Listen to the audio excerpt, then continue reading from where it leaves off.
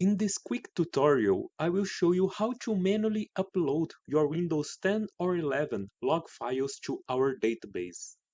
First, click on the Continue button. Now click on the Manually option.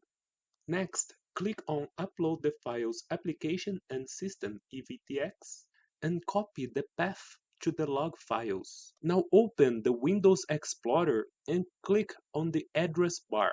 Use the right click to paste the path to the logs. Now press Enter on your keyboard to access the logs.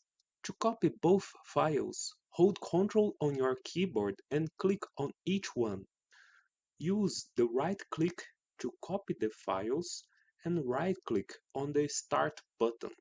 Now click on the option Desktop and paste the files to the desktop.